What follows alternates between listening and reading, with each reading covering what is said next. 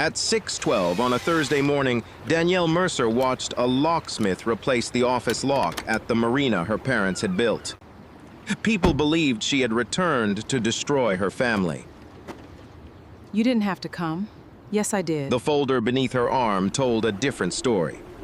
Months earlier, after Danielle fell from the family launch during a storm, the boat came back. Victor and Lena claimed the steering failed and the radio stopped working. Slow down. The storm is already here. But the boat preserved its own account. The steering responded. Victor, neutral! The radio remained powered, and after turning back toward Danielle, call it in! The engine idled for exactly 43 seconds, long enough for her family to see the reflective strips on her life vest and decide what rescuing her might cost. Now Victor had lost control of the Marina. Lena was facing an accounting review, and 11 innocent employees were trying to save their jobs. The question was no longer whether Danielle could prove the betrayal. It was whether telling the whole truth would destroy people who had never harmed her. To understand her choice, we must return to the night. Willowglass Lake disappeared beneath the rain. At 6:12 on a Thursday morning, I stood across the road from Mercer Landing and watched a locksmith drill through the office door my father had installed 31 years earlier. The marina looked smaller without my family controlling it. Fog covered the far half of Willowglass Lake. The rental boats rested beneath gray canvas covers, and the dock lines creaked whenever the water moved. Above the fuel station, our faded sign still carried the Mercer name, but 2 workers had already placed a ladder beneath it. By noon, that sign would be gone. My brother Victor had lost the marina, the lake house, and the property he had pledged against the business. My sister Lena had lost her position and was waiting for an accounting review that might follow her for years. People later said I had returned to take everything from them. That was easier to believe than the truth. I had spent most of my life keeping that marina alive. I repaired engines in winter, trained teenage dock hands in spring, and checked every emergency radio before holiday weekends. When our father Farr became too sick to work, I slept in the maintenance office so Victor would not have to cancel reservations. When Lena's marriage ended, the 3 of us raised her daughter between fuel deliveries and evening boat returns. I did not want to destroy Mercer Landing. I wanted my family to stop lying about the night they left me in the lake. The locksmith paused and tested the new handle. Behind him, a woman from the employee cooperative carried boxes into the office. Several former Mercer Landing workers had pooled their savings to buy the usable equipment after the lender seized it. They would reopen the docks under another name once the new safety system passed inspection. That mattered to me. The people who cleaned the boats, replaced dock boards, and guided nervous children into life jackets had not abandoned anyone. They should not have lost their livelihoods because Victor feared losing control. Lena's car was parked beside the closed restaurant. She remained behind the wheel with both hands resting on the steering wheel. We had not spoken for 3 weeks. Victor was not there. He had left Willowglass before sunrise, taking 2 suitcases and the framed photograph that used to hang behind his desk. In that photograph, the 3 of us stood beside our parents on opening day. Victor was 14, Eyes was 9, and Lena was still young enough to believe every promise adults made. I carried a copy of that photograph in the folder beneath my arm. It rested beside 17 pages of engine data, radio diagnostics, insurance correspondence, and 1 handwritten maintenance log. But everything depended on a single line: 034118, engine reduced to idle; 03421, engine advanced, 43 seconds. Victor had claimed the steering failed after I went overboard. He said the wind pushed the launch away before he could turn. Lena had confirmed his account.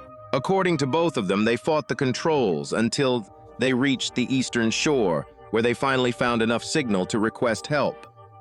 The boat told a different story. Its steering remained responsive. Its radio remained powered. After I fell into the water, the launch traveled 180 yards, turned back toward the channel marker, and stopped.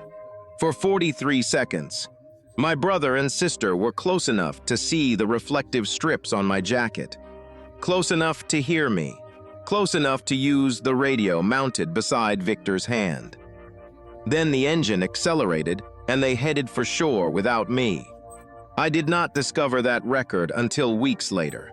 At the time, I knew only what I could see through the rain, the red stern light moving away and Lena standing behind the rear window. Her face stayed turned toward me until the fog swallowed the boat. The locksmith gathered his tools and walked toward his truck. One of the workers climbed the ladder and began removing the first letter from our sign. The metal M came loose with a sharp scrape. Lena finally opened her car door. She looked older than she had at the closing, though only 6 months had passed. She crossed the parking lot slowly, stopping several feet from me. "You didn't have to come," she said.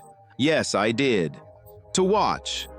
I looked past her toward the water. The fog was beginning to lift, revealing the dark outline of the navigation marker near the center of the lake. "No," I said, "to make sure they open safely." Lena followed my eyes. She knew which marker I was watching. For a moment, neither of us mentioned Victor, the Marina, or the 43 seconds that had divided our lives into before and after.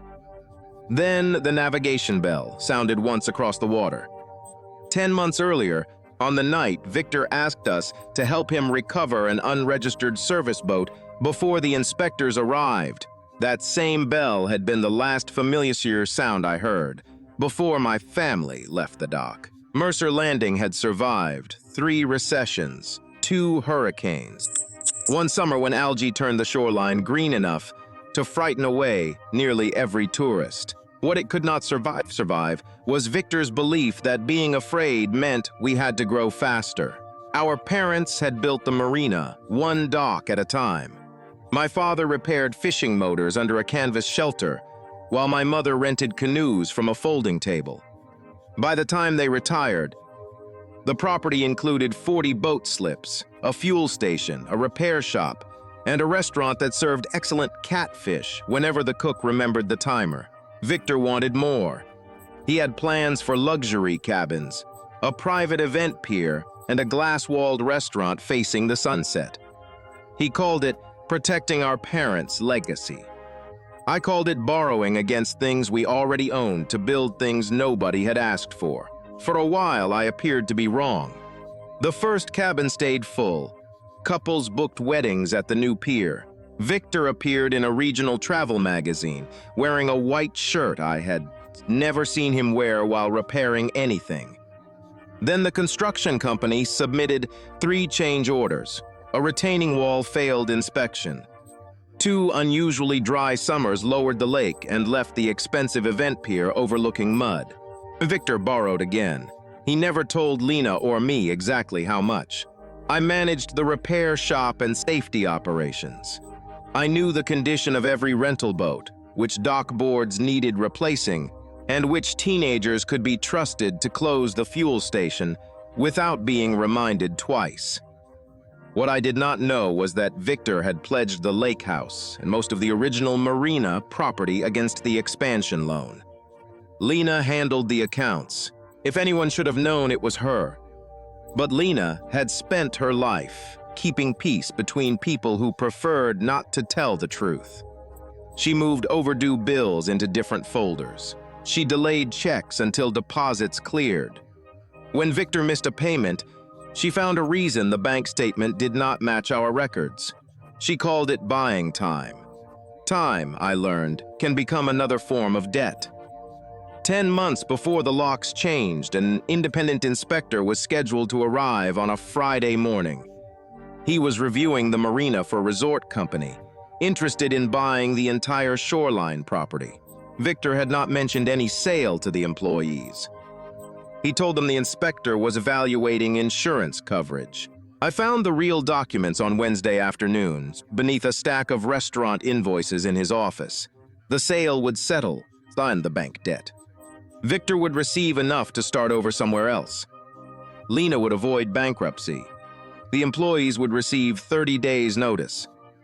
I was still reading when Victor stepped through the doorway. "You could knock," he said. "The door was open. That doesn't make those papers yours. They have my name on them.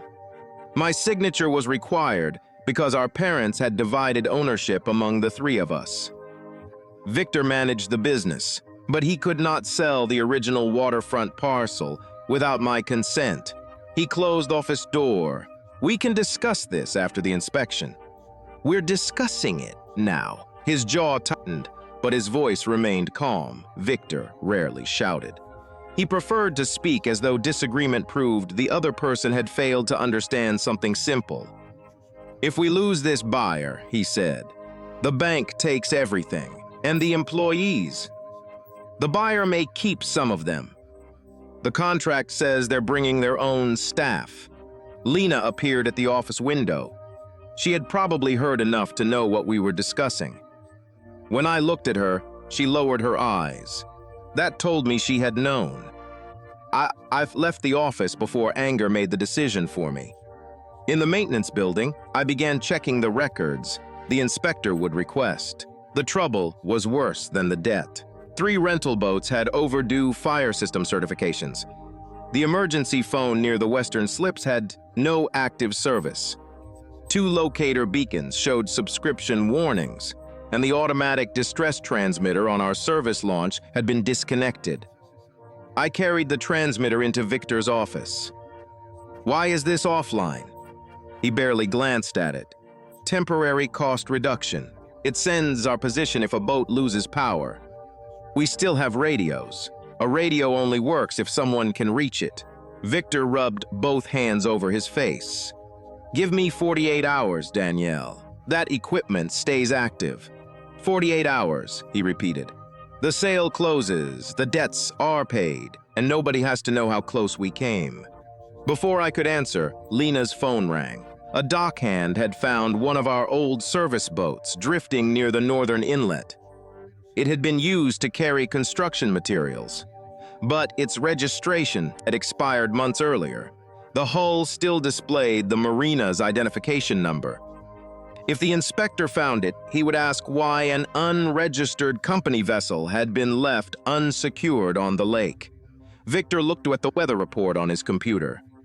A storm front was expected before midnight. "We bring it back tonight," he said. I told him to call a licensed recovery operator. "We can't afford one." Then we tell the inspector. Victor looked at Lena, then at me. "If that boat is still out there tomorrow, there won't be a sale to argue about." At 11 that night, the 3 of us boarded the service launch beneath a sky without stars. Victor took the controls. Lena carried the tow lines. I stepped aboard for one reason only. If they were determined to cross Willowglass Lake in bad weather, I did not trust them to do it without me. The first rain struck the windshield 20 minutes after we left Mercer Landing. Victor switched on the wipers and pushed the throttle forward. The launch rose over a wave, landed hard, and sent a vibration through the deck. "Slow down," I said. "We need to reach the inlet before the storm does." "The storm is already here." Lena sat behind us with both hands wrapped around the rail. She had changed into a yellow raincoat, but she had forgotten waterproof shoes. Each time water crossed the deck, she lifted her feet and looked toward shore.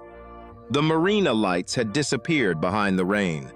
Willowglass was not a large lake, but bad weather could make distances difficult to judge. Forest covered most of the northern shoreline. There were few houses and cell service failed near the inlet. At night, the navigation markers were the only reliable points of reference. I checked the radio. The display was illuminated. Channel 16 was clear. "Test call," I said. Victor caught my wrist before I pressed the button. "We don't need to announce what we're doing." A radio check isn't an announcement. It leaves a record. That is the purpose of a safety record. He released my wrist and looked ahead. For several seconds, nobody spoke. The engine and rain filled the cabin. The abandoned service boat appeared just after midnight, drifting beside a line of reeds. Its bow had become caught in a broken branch, but the hull looked intact. Victor positioned the launch alongside it while I climbed onto the rear deck. Lena passed me the tow rope. "Loop it through the forward cleat," I told her. "Leave enough slack until I signal." She nodded. Victor kept the engine in gear to prevent the launch from turning broadside to the wind. He should have shifted to neutral while we secured the line. I told him twice. He either did not hear me or chose not to. The rain intensified. Water ran down my sleeves as I leaned across the gap between the two vessels. The service boat rose on a wave, pulling away from me, then struck the rubber guard along our stern. "Victor, neutral!" The propeller wash pushed the loose tow rope beneath the surface. I felt the line tighten. It snapped across the deck and caught the metal handle of the storage compartment beside me. The compartment door tore open. A plastic fuel container rolled against my leg. I reached for the emergency release before the rope could wrap around the propeller. Then the launch turned. The stern shifted beneath my boots, and the rail struck my hip. I grabbed for it, caught only rainwater, and fell backward into the lake. Cold erased every thought I had. My jacket filled with water before the life vest inflated. For several seconds, I could not tell which direction was up. The boat engine became a mechanical roar somewhere beyond the darkness. Then the vest pulled me to the surface. I coughed, dragged in one breath, and shouted Victor's name. The launch was moving away from me. Its rear light rose and fell with the waves while Victor fought the tow rope. The abandoned vessel swung sideways behind him. I knew what he had to do. Reduce power, release the line, turn into the wind, call our position over the radio. He had performed that maneuver during drills. So had Lena. The tow line finally separated. The service boat vanished into the rain, but the launch continued toward the southern channel. I shouted again. The red stern light grew smaller, then it stopped. For one terrible moment, I thought they had lost power. The launch turned slowly. Its bow light emerged through the rain, moving toward me. Relief made my arms weak. I raised both hands and yelled until my throat hurt. The reflective strips on my life vest flashed whenever the searchlight passed across the water. The boat came close enough for me to see Victor behind the windshield. Lena stood beside the radio. "Call it in!" I shouted. Victor reduced the engine to idle. The launch drifted in the waves, its bow pointing directly toward me. Lena pressed one palm against the glass. Even through the rain, I could see her face. She knew where I was. I expected her to reach for the radio. Instead, she turned toward Victor. I could not hear their words, but I saw their argument. Lena pointed toward the water. Victor pointed toward the rear deck, where the open compartment and damaged tow equipment would make the truth impossible to hide. Lena reached for the radio microphone. Victor stepped between her and the console. The launch remained there, close enough to save me, while my brother calculated what rescue would cost. A distress call would bring the lake patrol. They would inspect the unregistered boat, the disabled transmitter, and every safety record Victor hoped to see from the buyer. All I needed was for Lena to take one step around him. She looked back at me. I called her name.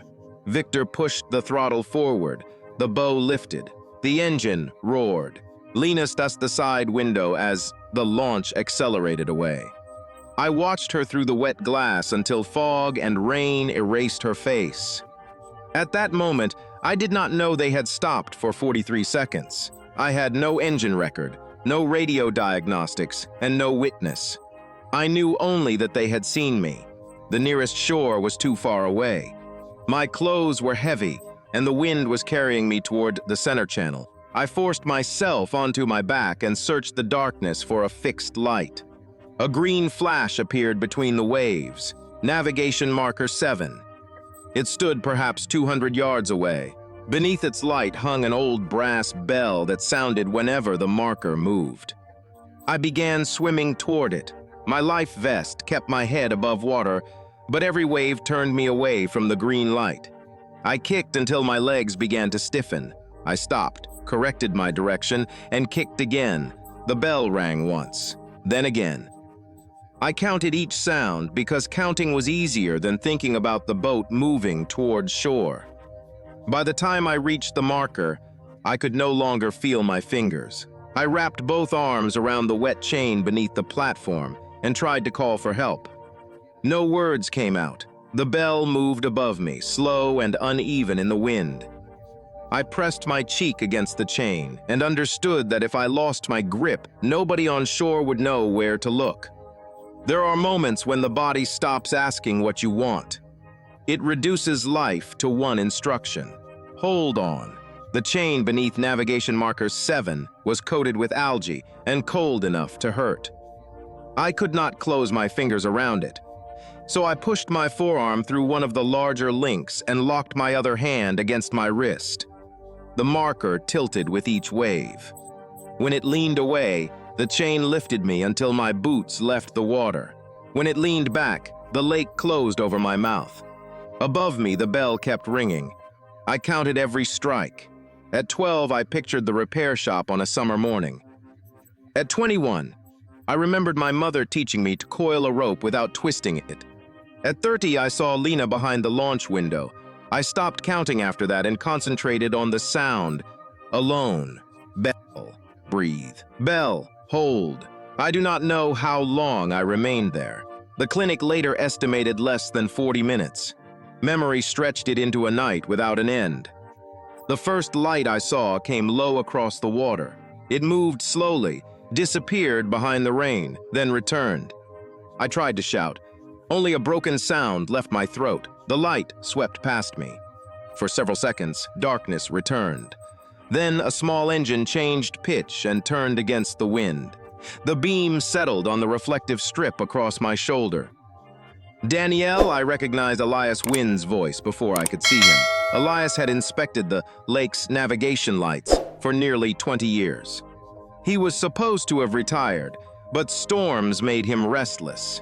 Whenever the wind rose, he checked the older markers because he did not trust the maintenance reports filed by younger contractors. His skiff approached from the sheltered side. He cut the engine before reaching me and used a boat hook to pull himself alongside the chain. "Don't let go yet," he said. I laughed once, though it came out like a cough. That was not my plan. He secured a line around the marker, then reached beneath my arms. My legs refused to help. Elias was not a large man, but he shifted my weight against the side of the skiff and pulled until I rolled onto the deck. He covered me with 2 work jackets and called for emergency assistance on his radio. The response came immediately. That was when I learned nobody had been searching near marker 7. Victor had reported me missing only minutes earlier. He told the dispatcher I had fallen from the launch near the northern inlet after the steering system failed. According to him, the wind had carried the boat south, while he and Lena struggled to regain control. He said they had searched as soon as it was safe. Elias looked down at me while the dispatcher repeated the report. "Is that what happened?" My jaw shook too hard to speak clearly. I managed one word: no. At the clinic, they warmed me slowly. A nurse removed my wet clothes, wrapped heated blankets around my shoulders, and asked the same questions until my answers became consistent. My name, the date, where I had fallen, how long I had been in the water, whether I had lost consciousness. Victor arrived wearing dry clothes. That detail stayed with me. He had gone home, changed, and then come to the clinic. He entered my room carrying the careful expression he used when speaking to banks and inspectors. Lena followed several steps behind him, still wearing the yellow raincoat. Water dripped from its hem. Victor stopped beside my bed. "You scared us." I stared at him. He lowered his voice. "The steering locked after you went over. By the time I brought us around, we couldn't see you. You sauced me." His face did not change. The searchlight caught a marker. "We thought it was your vest. You stopped. The engine stalled." "The engine was running when you left." Lena stood near the door, looking at the floor. I said her name. She raised her head, but whatever answer had reached her eyes never reached her mouth. Victor pulled a chair closer. "We almost lost the business tonight," he said. "The patrol found the other boat. They're going to ask why it was out there. You almost lost me. I know. No. You made a choice." He leaned back as if I had accused him unfairly. Then he told me we needed to agree on the sequence of events before the inspector arrived. "Not lie," he said. "Simplify." The steering had become difficult. The weather had reduced visibility. The radio signal had failed near the inlet. 3 explanations, each close enough to something possible that Victor could repeat them without hearing himself lie. Lena finally spoke. "You need to rest." I looked at her wet shoes. "How long did you wait before calling?" She flinched. Victor answered for her. "We called as soon as we reached shore." He placed a brown envelope on the table beside my bed. Inside was a prepared incident report and a notice for the Marina's insurer. Both documents described a mechanical failure. Both required my signature. At the bottom of the report, someone had already printed my name. Victor tapped the blank line above it. "This keeps the employees working," he said. "It keeps Mom and Dad's place from going to the bank." I pushed the papers away. "I'm not signing anything." His expression hardened for the first time. "If the sales collapses, everybody loses. Then tell them why." Victor stood, collected the papers, and left the room. Lena remained by the door. For 1 second, I believed she might come closer. Instead, she whispered, "I'm sorry," and followed him into the hallway. I did not sleep after they left. Near dawn, I remembered something Victor did not know. 6 years earlier, I had installed a secondary diagnostic module on the service launch after an intermittent engine fault. The manufacturer no longer supported the system, so its data did not upload to the Marina's main account. It stored a duplicate record locally, and the old service laptop capable of reading it was locked inside my workshop. The clinic released me 2 days later with instructions to rest and avoid making important decisions until the effects of the cold had passed. Victor came to collect me. I called Elias instead. He drove an old pickup that smelled of coffee, machine oil, and cedar shavings. He did not ask what had happened between my family and me. He only waited until I had fastened my seatbelt, then said, "Your brother changed the locks on the repair shop." I looked at him. "This morning? Yesterday." Victor moved quickly when fear gave him permission. He had told the employees I was taking medical leave. He also postponed the inspection, claiming that the lake accident had left the family too shaken to proceed. In reality, the resort company had given him 3 weeks to correct the safety violations and complete the sale. My signature remained the only thing he could not replace. Elias drove me to the former ferry workshop at the western end of the lake. We had used the building for storage after the county discontinued the crossing. When Victor renovated the main repair shop, most of my older equipment had been moved there. The service shop sat beneath a box of corroded propellers. Its battery had failed years ago, but Elias found a compatible power cord in a drawer. The machine needed 11 minutes to start. I watched every symbol appear on the screen as though waiting for a medical test. The diagnostic program opened. I connected the duplicate module from the launch. A list of dated engine sessions filled the screen. The final entry began at 11 Salmon P07 on the night I fell overboard and ended at 12:19 when Victor reached Mercer Landing. I opened it. The program was designed to identify mechanical faults. It recorded engine speed, throttle position, steering response, voltage, and location data from the chart plotter. Most people would have seen columns of numbers. I saw the boat's movements. The steering system had responded normally throughout the trip. The engine never stalled. After I fell, Victor continued south for 180 yards, reduced speed, and turned back toward marker 7. At 12:03:41, he reduced the engine to idle. At 12:04:24, he advanced the throttle. 43 seconds. I printed the record and placed the pages in a straight stack. Then I printed them again because my hands would not stop shaking. Elias stood behind me without speaking. "The radio," I said. He found the launch's maintenance archive on another drive. The radio performed an automatic power check every 10 minutes. Each result had been stored with the vessel diagnostics. The unit remained powered all night. There was no failed signal, no electrical interruption, no mechanical reason Victor could not call for help. I expected proof to make me feel strong. Instead, it removed the last place where hope had been hiding. Until then, some part of me had still wanted to believe that panic had distorted what I saw. Perhaps the boat had been farther away. Perhaps Victor could not control it. Perhaps Lena had reached for a radio that was already dead.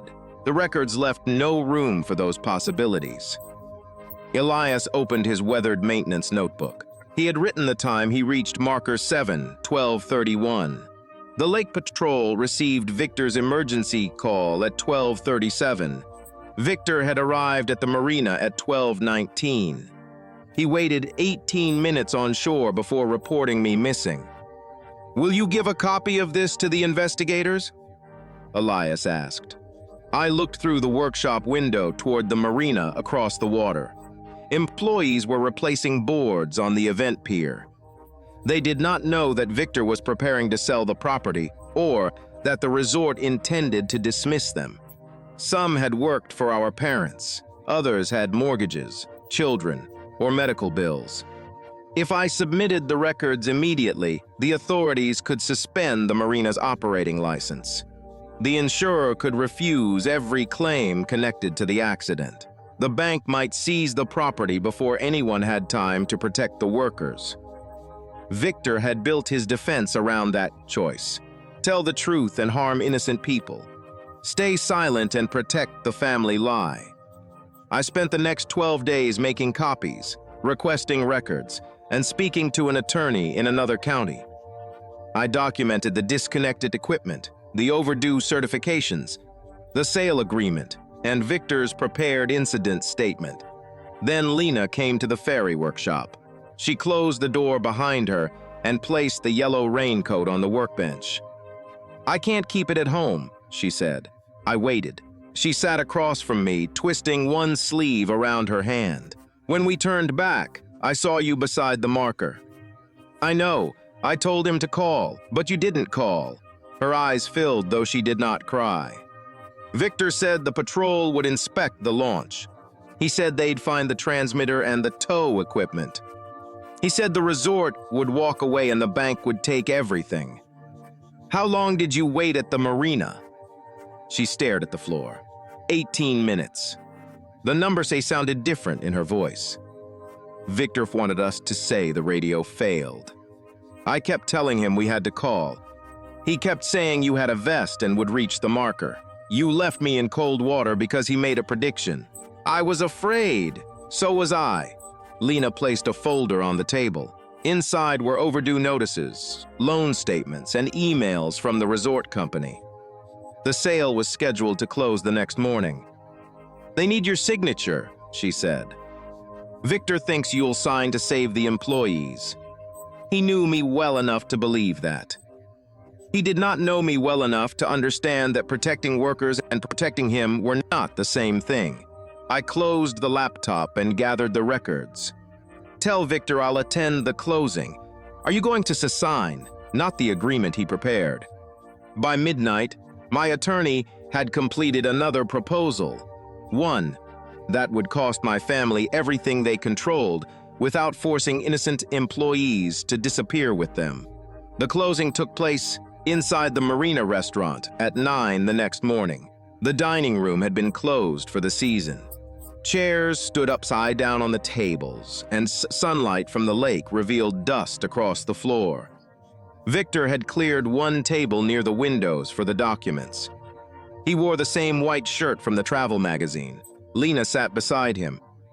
Across from them were the resort company's attorney and a representative from the bank. My attorney, Ruth Ellis, arrived with me carrying two identical document boxes. Victor looked at the boxes, then at my empty hands. "Where is your copy of the agreement?" "I'm not signing it." The bank representative stopped arranging his papers. Victor remained seated. "You told Lena you would attend the closing." "I said I would attend. I didn't say I would sell." He glanced at the clock. "This is not the time for another argument." "No, it's the time for an accurate record." Ruth placed the first document box on the table. She distributed copies of the engine data, the radio diagnostics, Elias's maintenance log, and Victor's prepared insurance statement. The resort attorney began reading. Victor did not touch his copy. "What is this supposed to accomplish?" he asked. "It corrects the account you gave the Lake Patrol." The account was accurate based on what we knew that night. I opened the engine report to the highlighted section. Your steering responded to every command. Intermittent faults don't always appear in a report. The radio remained powered. We had poor reception. You were connected to the emergency channel 11 minutes before I fell. His mouth tightened. I placed the route map beside the report. A blue line showed the launch leaving the inlet, turning toward marker 7, and remaining nearly motionless for 43 seconds. Victor looked at Lena. She kept her eyes on the paper. He turned back to me. "You think numbers tell you what conditions were like? They tell me you returned. I was trying to find you. You did find me. The waves were rising. We had damaged equipment behind us. If I had moved closer, I could have put all 3 of us in the water. The boat did not need to move closer. The radio was beside your hand." Victor pushed his chair away from the table. "I was responsible for everyone aboard." "No," I said. "You were responsible for what the patrol would discover." He walked to the window and stared across the docks our parents had built. When he spoke again, his voice was lower. "If this sale fails, the bank takes the Marina. Every person working here loses a job. You understand that, don't you?" "Yes, and you are willing to let that happen because you want me punished. I came with another offer." Ruth opened the second box. The proposal separated the Marina's operating equipment from the waterfront property. The bank would take possession of the land and buildings already pledged against Victor's loans. The employees would receive the first opportunity to purchase the repair tools, rental boats, fuel equipment, and usable dock sections through a cooperative.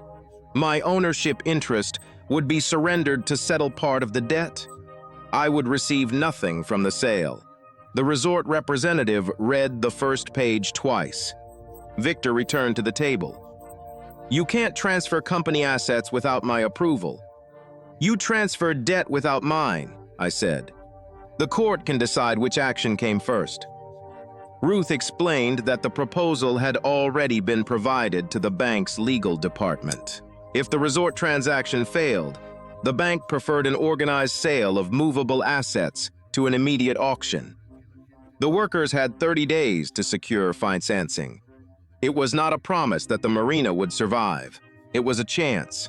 Victor looked at Lena. "Tell them what happened." Lena's hands trembled as she opened her bag. She removed a signed correct statement. "I already did." Victor stared at her signature. "You said you were protecting this family." "I was protecting myself from admitting what I did." She placed the statement beside the engine report. "I saw Danielle in the water. The radio worked." We waited 18 minutes before calling. Victor's face seemed to empty of every argument he had prepared. The resort attorney closed his folder. Their company could not purchase a business facing an undisclosed safety investigation and a disputed insurance claim. The closing ended at 9:38. There was no shouting. Nobody celebrated. The bank representative gathered his papers. The resort attorney left through the side door, and Victor remained beside the window while the morning staff began arriving outside. The consequences came in pieces. The Lake Safety Authority suspended Mercer Landing's operating license pending review. The insurer rejected Victor's mechanical failure claim after examining the diagnostic record. The bank foreclosed on the property, and the lake house he had pledged against the expansion. Lena resigned and surrendered the financial records. The accounting review found that she had delayed notices and moved payments between accounts, but she had not taken money for herself. The employees formed their cooperative with 11 members. They could not save the restaurant or the luxury cabins, but they purchased the repair equipment, 6 rental boats, and the floating dock sections nearest the public access road. Victor appealed every decision. He blamed the bank, the weather, the resort company, and finally me. The last time we spoke, he stood inside the empty repair shop while workers marked the equipment for transfer. "You got what you wanted," he said. I looked at the bare wall where our father's tools had once hissing. "No," I told him. "I wanted you to call for help." That was the one thing none of those records, settlements, or consequences could ever give back. 6 months after the closing, I stood beside Lena while the last letter of our family name came down from the Marina sign. She watched the worker lower it to the pavement. "What will happen to the letters?" she asked. "The cooperative bought them with the equipment. Are they keeping the name?" "No." Lena nodded as though she had expected that answer. The new name was Harbor 7 Cooperative, chosen for the navigation marker where Elias found me. 11 employees owned equal voting shares. No one could borrow against the business or sell its essential equipment without approval from at least 8 of them.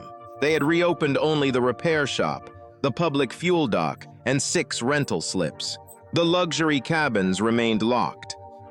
Weeds grew between the stones outside the glass-walled restaurant Victor had once believed would save us.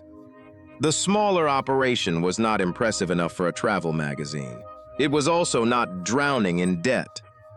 I had helped the workers evaluate equipment and design their emergency procedures, but I did not become an owner.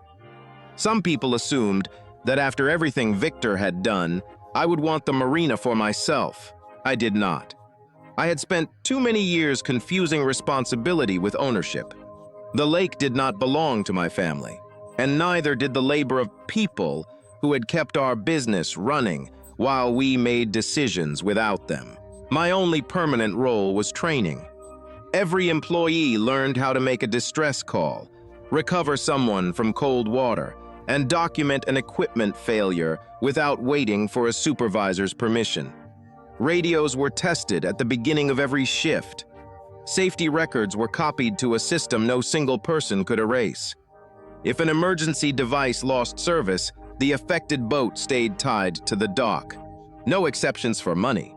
No exceptions for reputation. No exceptions for family. Elias attended the first training session and sat near the back with his arms folded.